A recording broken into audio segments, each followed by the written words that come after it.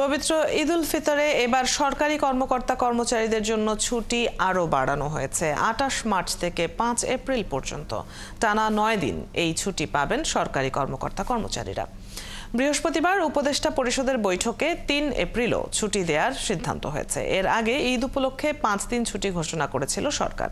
সেখানে এখন নির্বাহী আদেশে আরও একদিন ছুটি বাড়ানো হয়েছে। চাঁদ দেখা সাপেক্ষে ৩১ মার্চ পবিত্র ঈদ উল ফিতর হতে পারে।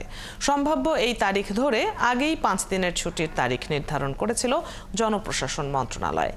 এই হিসেবে কাগজপত্রে ২৯ মার্চ শুরু হচ্ছে ঈদ উল ফিতরের ছুটি, কিন্তু নির্ধারিত ছুটি শুরুর আগের দিন শুক্রবার, সেদিন পবিত্র শবে কদরেরও ছুটি। তাই ২৮ মার্চ থেকেই শুরু হচ্ছে ঈদের ছুটি।